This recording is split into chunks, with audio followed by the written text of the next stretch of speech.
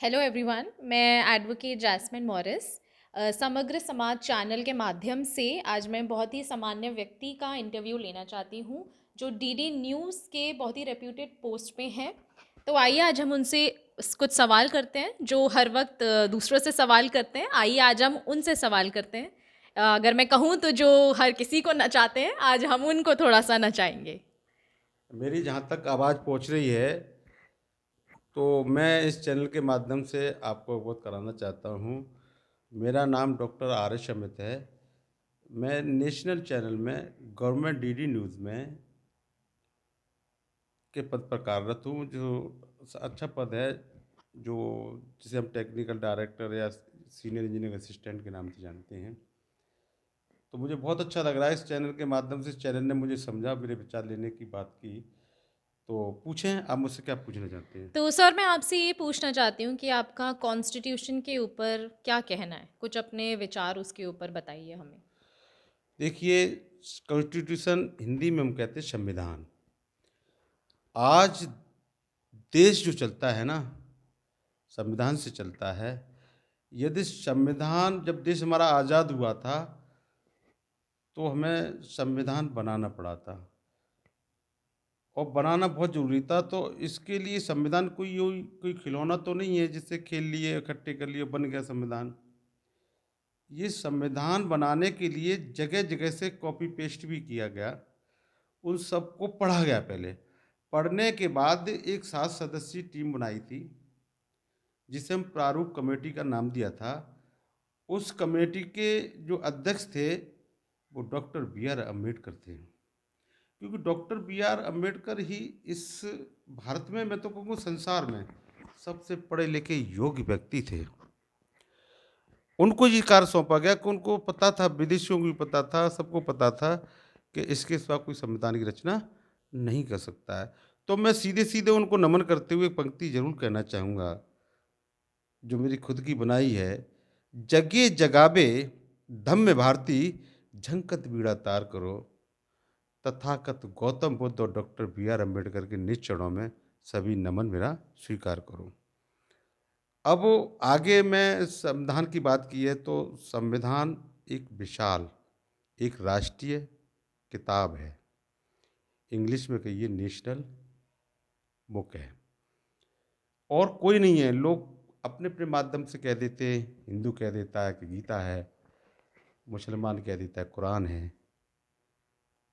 Christian कह देता है कि बाइबल है। लेकिन मैं अपने शब्दों में कहना चाहूँगा, ये देश न गीता से चलता है, न बाइबल से चलता है, न चलता है कुरान से। ये देश चलता है तो सिर्फ चलता है संविधान से। इसी में मैं थोड़ा जोड़ते हुए अब कहना चाहूँगा, आज जो हमारी युवा पीढ़ी खड़ी हुई है और मेरा साक्षात्कार ले रही, बड़ी बड़ी खुशी हो रही है, मुझे उनसे सीखने को मिल रहा है। युवा पीढ़ी की जो आवाज़ है, मैं अपने शब्दों में कहूँ तो इस तरह से कहूँगा, युवा पीढ़ी की आवाज़ नहीं रुका करती है। युवा पीढ़ी की आवाज़ नहीं रुका करती है, इन सूखे खरपतवारों से, और पत्थर तक भी कट जाते हैं जल की तीखी धारों से। क्योंकि अब दो दो एडवोकेट खड़ी हैं, तो अब ये नहीं चलेगा, अब वो नहीं चलेगा, क्योंकि महिलाओं का शोषण बहुत हुआ है ना। अब ये नहीं चलेगा, वो नहीं चलेगा। इस देश के बहुत से लोग, यानी बहुजन, जाग चुके, और मिट जावेंगे अत्याचारी। इन दो ही एडवोकेट की हुंकारों से, इन दो ही एडवोकेट की हुंकारों से आंधी नहीं रुका करती है, इन सूखे खरपतवारों से। अब आगे का प्रश्न करें। बहुत अच्छा लगा आपके विचार सुन के। सर मेरा दूसरा क्वेश्चन आपसे ये है कि हमारी सोसाइटी हमेशा मेल डोमिनेंस में बहुत रही है। तो आपका उसके ऊपर क्या कहना है कि अब वो मेल डोमिनेंस मतलब ख़त्म हुआ है या नहीं हुआ है, या अगर नहीं हुआ है तो उसको ख़त्म कैसे किया जा सकता है, और फीमेल्स को अपनी आवाज़ उठाने के लिए क्या करना चाहिए उसके ऊपर? आपने कहा, देखिए होता क्या है, तथागत बुद्ध ने भी कहा है कि आप जैसा सोचेंगे वैसा बन जाएंगे। टाइप्स ऑफ मैन है, टाइप्स ऑफ थिंकिंग है, जो मैन टू मैन डिफर करती है। क्योंकि आपका चश्मा मान लो वकील का चढ़ा हुआ है ना, सामने वाला आपको वकील ही दिखाई देगा। मैं पत्रकार हूँ, तो मेरे आँखों में चश्मा लगा हुआ है पत्रकार का, तो सामने वाले को पत्रकार ही दिखाई देगा।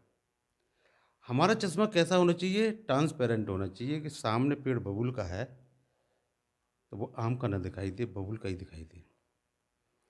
तो ट्रांसपेरेंसी बहुत ज़रूर है। वो ट्रांसपेरेंसी जब तक बीच में नहीं आएगी, तब तक निखार नहीं आ सकता। यानी कहने का तात्पर्य मेरा, जब तक कुतर्क नहीं आएगा, तब तक तर्क में निखार नहीं होता है। ये जो जोड़े बनाए गए ना, अच्छाई बुराई, अच्छाई में निखार कब आएगा? जब बुराई साथ चलेगी, तो निखार नहीं आएगा, क्योंकि बुराई ही तो बताएगी उसको, राह तो वही दिखाएगी। जैसे उदाहरण के तौर पर, जैसे मान लो मैं भगवान को नहीं मानता हूँ, मैं प्रकृति रूपी भगवान को मानता हूँ, उसको भी नहीं मानता। जब वो बुरा आदमी मेरे पीछे दौड़ता कट्टा लेके ना, तो कहता हूँ हे भगवान मुझे बचा। जिसको नहीं मानता हूँ उसके पास भाग रहा हूँ। तो कहने का तात्पर्य, बुराई हमें राह दिखाती है। तो इस देश में जो पुरुष प्रधान देश था, ये आप अनुभव कर रहे होंगे धीमे धीमे, क्योंकि डॉक्टर बी आर अम्बेडकर ने, सभी महापुरुषों ने जो हमारे इस पृथ्वी पे पैदा हुए हैं, और दूसरे मायने में कहूँगा कि भारतीय जो इतने हमारे हैं, जो भारत में हैं, क्योंकि भारत की संस्कृति सबसे पुरानी संस्कृति है, तो उन लोगों ने इतने बढ़िया विचार दिए हैं, और यहाँ पर आए हैं, उन्होंने कहा है कि जो पुरुष प्रधान दोष है ना, द्वेष कहना तो दोषी कहना चाहिए, एक दोष है। देश तो है ही, और उसमें दोष भी है। तो इसको दूर शिक्षा के माध्यम से किया जा सकता है। होता क्या है, हम शिक्षित नहीं होते, तो हमारे माँ